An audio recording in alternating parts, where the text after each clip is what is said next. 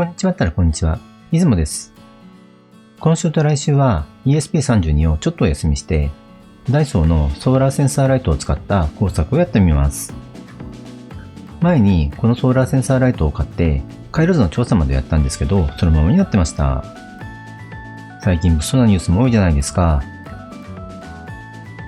そこでソーラーセンサーライトにブザーを追加してライトも点滅させるというのではないかと思いつきました。人感で人が近づくとライトがつくのはよく見かけますが、音がするのはあんまり見かけませんしね。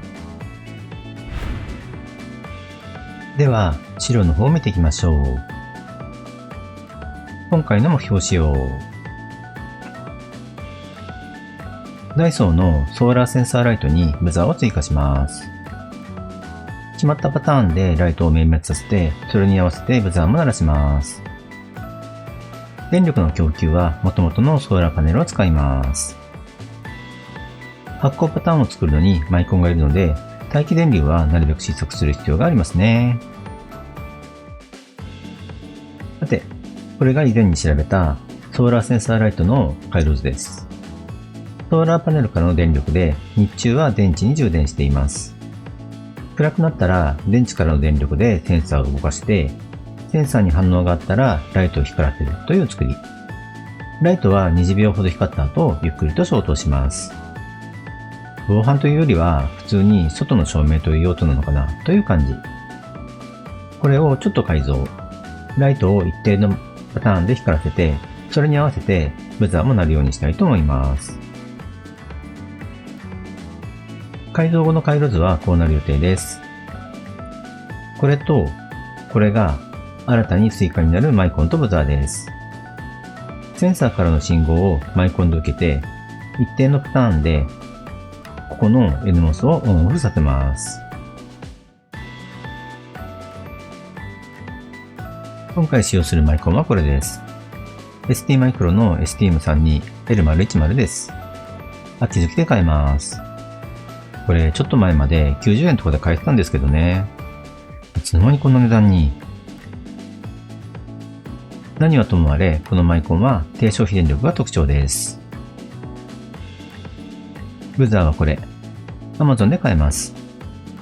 この手の商品にはパッシブブザーとアクティブブザーがあって、それぞれ鳴らし方が違うので注意が必要。鳴らしたい周波数のパルスを送り込むのがパッシブブザー。電圧をかけるだけで決まった周波数で発音するのがアクティブブザーです。連続音ブザーと書いてあればアクティブブザーだと思って大丈夫です。ST マイクロのマイコンで使える省電力モードについてまとめました。それぞれで消費電流や使える機能、復帰手段、復帰までの時間が違うのですが、今回はこのストップモードを使います。消費電流がかなり少なくて、プログラムがちょっと楽そうだったのでこれにしました。マイコンのピンとして使うのは2ピンだけで、これとこれです。上の2つのピンはプログラムの書き込みに使うピンで動作とは関係ありません。10番ピンからセンサーの信号を受けてストップモードを解除。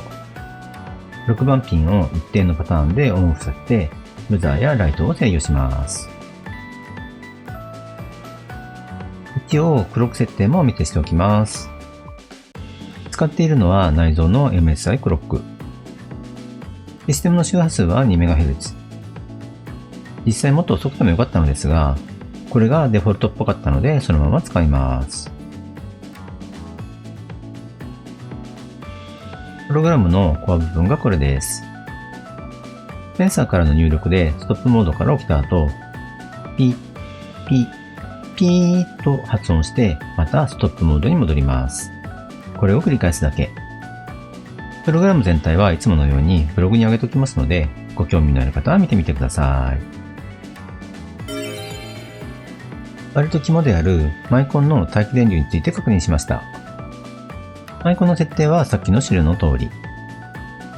ブレッドボード上に仮の回路を組んであります。センサーの代わりにボタン、ライトの代わりに LED がついています。センサーが反応すると、ライトが点灯する状況を仮想的に作っています。まずは、ストップモードに入れない状態で、入力に従って LED をチカチカさせます。待機中の消費電流は 0.36mA。思ったよりも少ないです。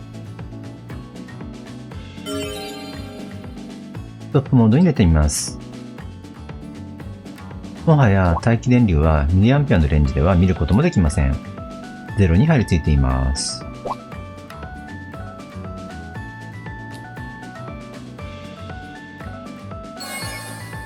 電流の測定レンジをマイクロアンペアにして測ってみました。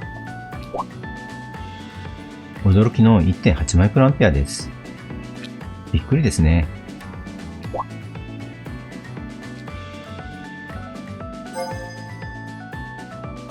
ついでなので、ブザーもつなげてみました。音の大きさとかも確認しなきゃならないですからね。思ったよりも大きな音がしました。とはいえ、ご近所迷惑というほどでもない。良き塩梅かと思います。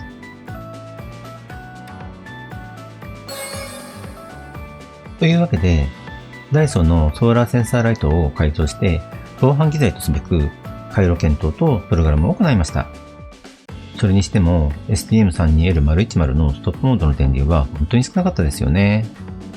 こんだけ少なかったら他にも何か使い道が考えられそう。こういう情報が増えるのは大変良いことですね。さて、準備はできたので来週実機に組み込みたいと思います。というわけで、ここまでご視聴ありがとうございました。この動画参考になったなぁと思われましたら高評価ボタンお願いします。あと、続きが気になるという方は、ぜひチャンネル登録もお願いします。さて来週、実機に組み込んで目論見通りに動くでしょうか。楽しみですね。ではまた次回、よろしくお願いします。